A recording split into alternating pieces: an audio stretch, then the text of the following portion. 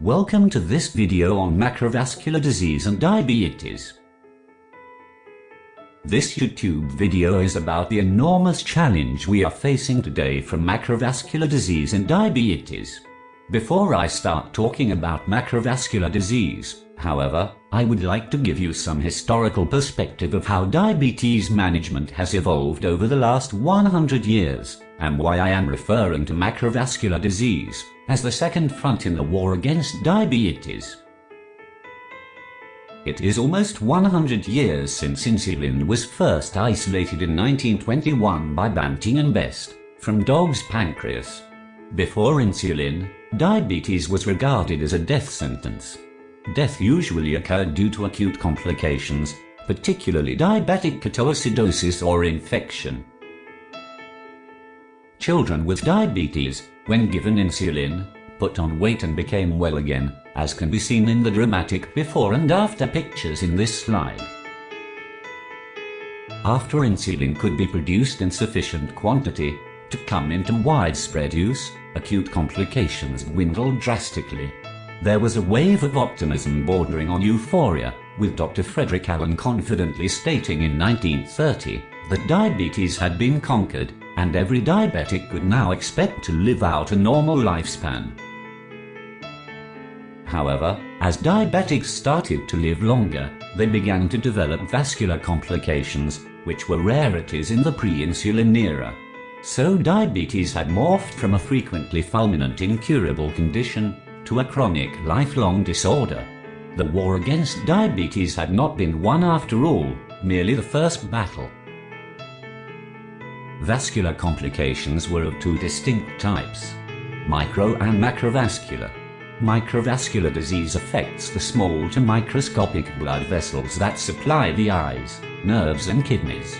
Damage to these vessels can result in loss of vision, kidney failure and loss of feeling, particularly in the legs and feet. Microvascular disease only occurs in diabetics and is not present before the onset of diabetes. It occurs in both type 1 and type 2 diabetes. Macrovascular disease affects the walls of the large and medium-sized arteries that supply blood to the body. Most importantly, it is these arteries' job to supply the heart muscle, the brain and the arms and legs with oxygen. Due to a process called atherosclerosis, they can gradually narrow and can eventually block completely. Unlike microvascular disease, anyone can get macrovascular disease. Macrovascular disease also occurs more frequently, earlier and progresses more rapidly in people with diabetes. It could already be present when the patient is first diagnosed. How does macrovascular disease affect a diabetic person? Diabetes increased risk of macrovascular complications occurring from 14% in a non-diabetic person to 54%. If it affects the arteries that supply the brain, it can cause a stroke. If it affects the coronary arteries of the heart, it can cause angina, a heart attack, or heart failure. If it affects the peripheral arteries, it can cause claudication, that is pain on walking, ulcers, or amputation. It can cause death. Macrovascular disease is now the commonest cause of death for diabetics. 75 to 80% of diabetes mortality is attributable to the three major forms of macrovascular disease complications.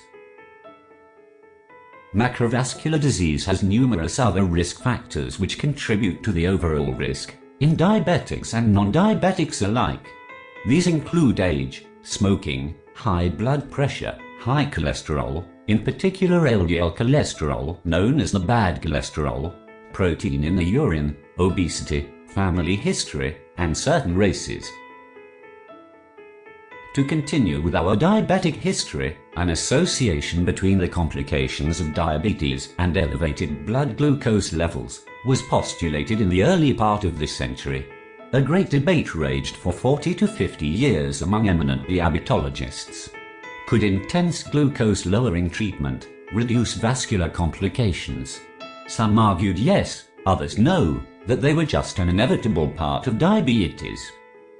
It wasn't until the last 3 decades of the 20th century that high blood glucose was linked conclusively with the development of diabetic complications, and that the risk of some complications could be reduced by more intense blood glucose control. A series of large-scale randomized control studies were undertaken in the 1980s to 90s to attempt to answer the question: could vascular disease be prevented by controlling blood glucose? The Diabetes Control and Complications Trial (DCCT) 1983-93 compared standard control of blood glucose to intensive control in patients without complications with type 1 diabetes. It showed that improved glucose control reduces microvascular complications. The United Kingdom Prospective Diabetes Study (UDS) between 1977 and 1991 in newly diagnosed type 2 diabetics showed the same result. However, neither showed a conclusive reduction in macrovascular complications. Follow-up studies on the same patients after the trials ended showed a legacy effect.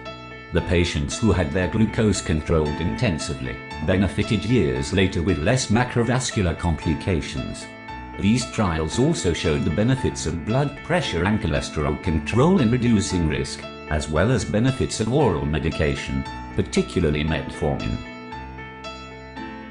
3 further trials, Accord, Advance, VATE, were done looking at the question this time of whether even more intense glucose control, as close to normal as possible, would give better results. The patients in these trials already had macrovascular disease. Unfortunately, this more intense control resulted in an increased risk of hypoglycemia and mortality. This led to the recommendation, that still stands today, that glucose control needs to be individualized. The glucose target can be less or more stringent than average, depending on disease duration, life expectancy, comorbidities, existing vascular complications, patient preference and patient supports. It is now known that high blood glucose levels can cause injury to the lining of the artery wall. This allows LDL cholesterol to penetrate the wall, building up deposits called plaques. Other risk factors such as smoking and high blood pressure also contribute to this process called atherosclerosis. The STENO-2 study showed that improving control of glucose levels, LDL cholesterol and blood pressure led to a 50% reduction in cardiovascular mortality among patients with type 2 diabetes. In fact, treatment of LDL cholesterol and hypertension appears to be more effective than does treatment to lower blood glucose levels. As a result of these and other findings, the treatments available for patients with diabetes have improved dramatically over the past 30 to 40 years. In a parallel universe, the battle with macrovascular disease was also being fought, but this time for the whole population, and battles were being won. A new drug type called statin was developed that could shut off the liver's production of cholesterol and significantly reduce bad cholesterol, LDL, in the blood. But would they work in diabetes, where the risks were higher and the disease more aggressive? The trials confirm that they would. Although diabetes is a serious disease, risk and benefit must be considered at the same time for any treatment. When researchers combined information from 13 studies involving a total of 91,140 patients, they found that treating 255 patients with statins for 4 years led to 1 extra case of diabetes. However, at the same time, 5.4 cardiovascular events were prevented. Therefore, although the risk of diabetes is higher in patients receiving statins, statins ultimately benefit people with established heart disease or risk factors for heart disease. More importantly, the strongest predictors of whether a patient will develop diabetes, regardless of whether they take a statin, still include older age, increased weight, and higher blood glucose levels before statin use. Statins may be simply unmasking diabetes that would have developed anyway, based on these other very important risk factors. However, despite these major breakthroughs in our knowledge and treatment since insulin was discovered, The growing worldwide epidemic of diabesity in the early part of the 21st century has thrown many more troops into the battle with diabetes and macrovascular disease. Today, diabetes has become one of the commonest, serious medical conditions the human race has had to face. Thank you for listening.